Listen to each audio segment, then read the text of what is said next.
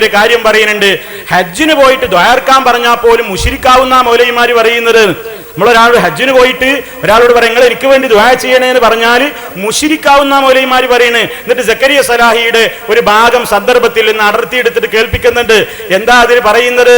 അറഫാത്തിൽ പോയിട്ട് നിങ്ങൾ മുസ്ലിയാക്കന്മാർക്ക് കാശ് കൊടുത്തുകൊണ്ട് ദുആ ചെയ്യിപ്പിക്കുന്നില്ലേ, നിങ്ങളുടെ ആ ഹജ്ജ് ബാത്തിലാകും, അതല്ലെങ്കിൽ നിങ്ങൾ കൊടുത്ത കാശ് വെറുതെയാകും എന്നൊക്കെ സലാഹി പറയുന്നുണ്ട്. അത് സാധാരണ നമ്മൾ ഒരാളോട് നിങ്ങൾ ദുആ ചെയ്യണേ എന്ന് പറയുന്നത് പോലെ ആ നിലക്ക് ആക്കി തീർക്കുകയാണ് പേരോട് ചെയ്യുന്നത്. വാസ്തവത്തിൽ ഇവര് ദുആ ചെയ്യുമ്പോൾ അള്ളാഹു അല്ലാത്തവരോടല്ലേ പ്രാർത്ഥിക്കുക.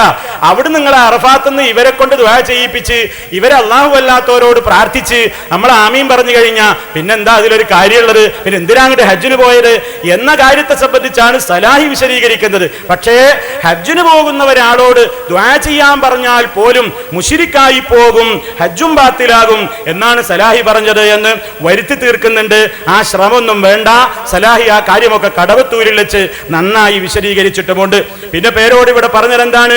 ഞാനിവിടെ ഒരു പദ്യം ചൊല്ലിയില്ലേ, അല്ലാഹുവിനോട് നിങ്ങൾ ചോദിക്കും പോലെ അതാ വിളിച്ചു തേടുകയാണ് നിങ്ങൾ മഹത്തുക്കളോടും